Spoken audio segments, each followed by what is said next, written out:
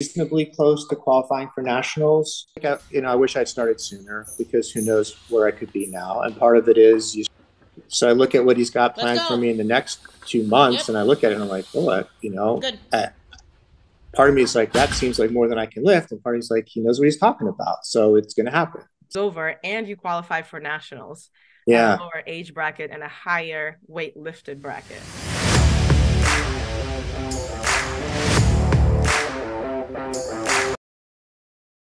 Found myself at sort of a changed point in my life. I was divorced and, had a lot of time on my hands. My son was off to school and so on and so forth. And I just started, I got a personal trainer and just started. I didn't have any particular goal, but it was nice just to spend the time doing something. And after a while, I started lifting more. We started with a lot of balance, flexibility, and then sort of the basic starting stuff. And then we started lifting more, and I kind of liked it. And put a gym in my house and started lifting more and lifting more. And I noticed that my deadlift was like super disproportionate to my other lifts. And I was like, am I really like talented at deadlift, like somehow naturally adept at deadlift, or am I just like terrible at the other ones, So I just started looking into it, and it turned out I was like reasonably good at deadlift and also terrible at the other ones. And so I just kept doing it, and I just wanted to get stronger and stronger at it. And at first, the main motivation was my mother had gotten pretty old and she couldn't get around anymore. She couldn't stand up and all this. And I said, I don't want to be that person, so I just want to build some muscle and be stronger when I get older. And I said, when I deadlift 315 pounds, that's more than enough for any reasonable purpose. And I'll just stop and you just kind of maintain. And of course, that lasted 2 seconds after I did it. And I just want to lift more and lift more and lift more. And eventually I said, wow, I really kind of like this. And so then I wanted to find someone that specialized in powerlifting. So I found you, and it's been almost a year, and I've gotten stronger since then. Yeah, significantly stronger. Here's an odd question. How did you manage to find a vegan coach that is a woman and like a lot younger than you and be like, oh yeah, this is the one. Totally. Yeah, I'm just going to work with her.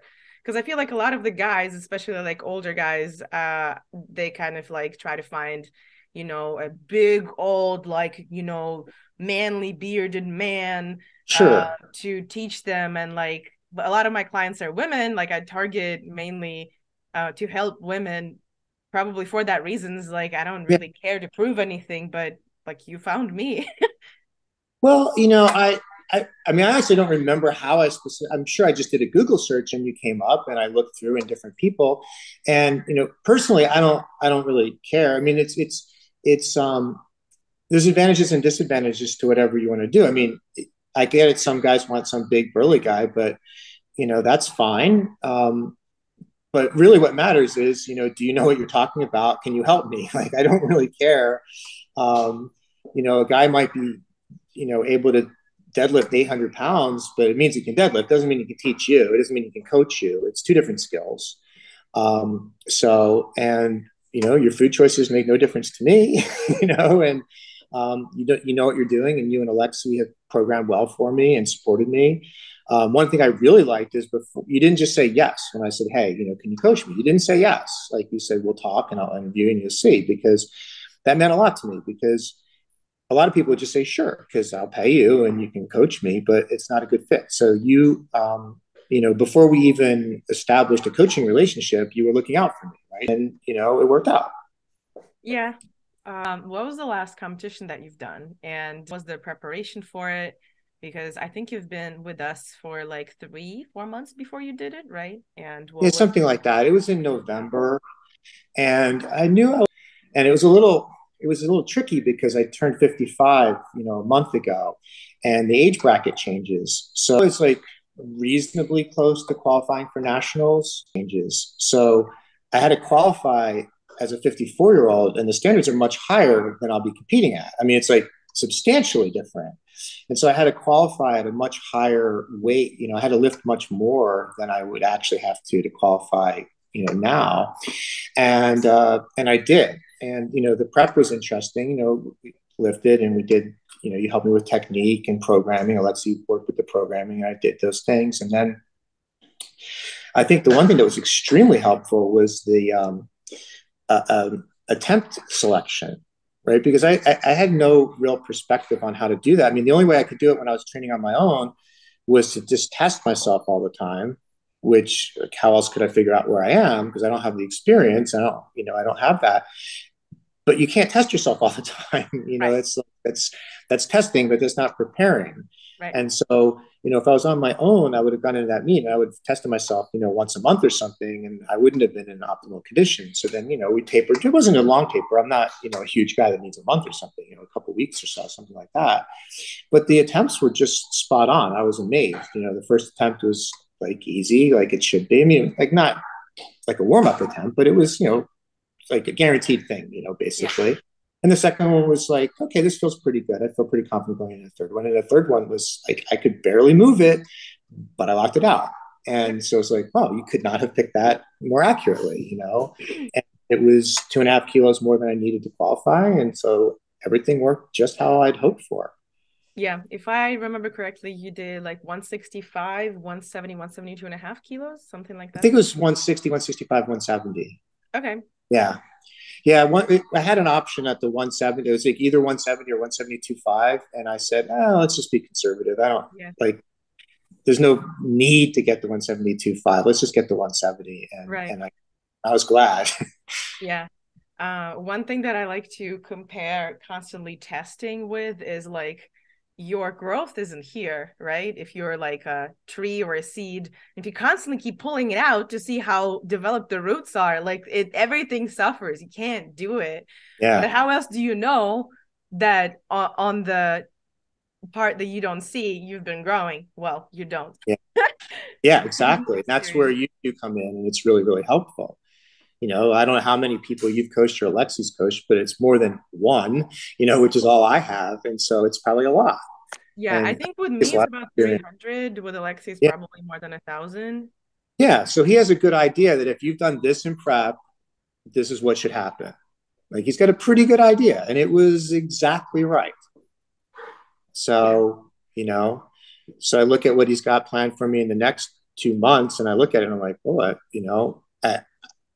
part of me is like, that seems like more than I can lift. And part of me is like, he knows what he's talking about. So it's going to happen. yeah. So, Let's get back to your competition. So, you I think beat the state record 3 times, right?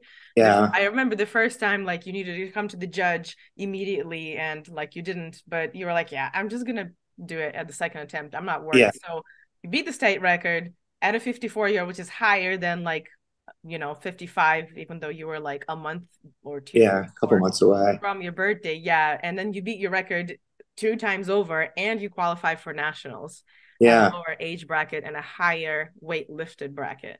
yeah, Yeah. So you're going to the nationals in almost 2 months. yeah, yeah, Looking almost forward to exactly. that. Yeah, 11th of July. You excited? Yeah, I'm looking forward to it. It's going to be fun. It's going to be fun. Finally get to test.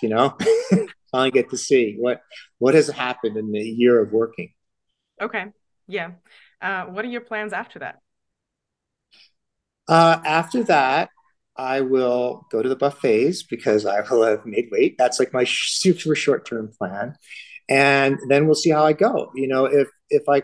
If I lift even remotely close to what we've got planned for me, I'll qualify for Worlds, and that could be somewhere cool, and that could be super fun, and that gives me enough time to train. It helps me to have a goal, something to work for. It can't be so far away that I can just ignore it, and it can't be so close that I can't accomplish anything. Right. Some of it's just like, I wish I'd started sooner because who knows where I could be now. And part of it is you start the day you're ready to start. You don't start sooner. I was not ready for 53 years to do it. It wasn't a priority for me. I had other things, I was doing other things, and then it was. So, and I think just be patient, Yeah. you know. And I think that would be my advice if I was talking to my 20-year-old self, is just be patient. Because if you spend too much time on the internet, it's like how to add 100 pounds to your deadlift in 6 weeks. I'm like, well, that doesn't even make any sense. Unless you've never deadlifted before. Okay, Right. maybe if you started with 0 pounds, but why would you want to add 100 pounds in 6 weeks? The odds of you getting fat are almost zero, and the odds of you hurting yourself are almost 100%. And it's just silly. If you Right. can keep doing it without getting hurt, you just keep getting stronger. Right. So to be patient, I be love smart, that. don't hurt yourself. I have a weird question. You've noticed your clothes fit differently. Any complaints now about shirts and jeans and stuff? Because I think you and I joked about it. Yeah, it's funny. Like my girlfriend said, you need some new shirts. They're really tight, not around the belly, like around the good parts, you know? What And I parts? said, Shoulders? I Back? will get new shirts when these things rip off my body because I busted my ass to make these shirts fit like this. And I'm going to wear them this tight until they won't go on me, you know, because Okay. it's hard.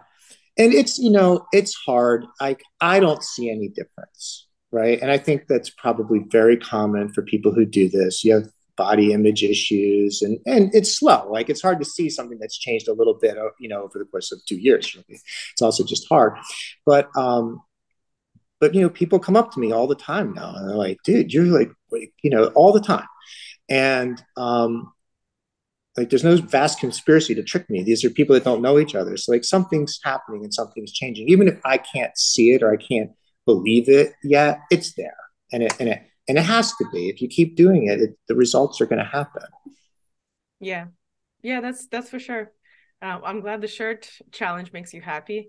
For me, the Yeah. jeans challenge was making me happy for a while until it just became a huge pain in the ass to find jeans that fit my thighs and butt and waist. Because if they Yeah. fit waist, they're just huge, and if they fit my thighs and butt, like they don't fit in Yeah. other parts. So, yeah, I Yeah. feel you Most there. clothes aren't made for an athletic build. So it's hard.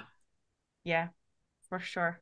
Awesome. Well, any closing remarks? Because I love your energy and I don't want to take too much time of your work. I would just tell people to just try it. It's like the support of the community, the powerlifting community is just like shockingly supportive. It's incredible. I mean, there's like some scary looking people in there if you don't know them. You know, there's like these giant guys with neck tattoos, and you know, you Yeah, got the Pantera in the background. And it's like a very seemingly intense and intimidating atmosphere. And these are like the kindest, most supportive people. Like a lot of people in there have been through stuff. You know, yeah, and you're working. Everyone's been through at least being under that weight. You know, everyone's been through that, nothing else. And like the support is tremendous. Like when I set the record, you know, back in November, a guy I never met, I'd never seen before, never seen since, a giant human, like just giant guy.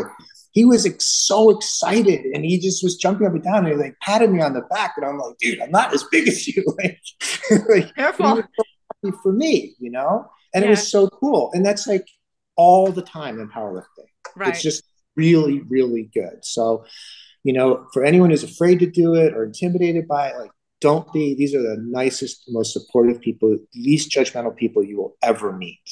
I love that. Yeah, Yeah, agreed. Super fun, good community. yeah, Yeah, yeah. And everyone recognizes that everyone knows what it's like to not be able to lift that weight, and it doesn't matter. You know, the first time I was in the gym with you, I got a guy offered to spot me. You know, he was benching, I don't know, like 4 plates, some absurd amount of weight, and I'm like trying to get the bar moving properly or whatever. And he's like, "Hey, do you need a spot?" I'm like, "Sure," you know. yeah, And it's just how it is. Like people are kind to each other, so I really like that. Yeah. yeah. That's awesome. Cool. Well, thanks for time.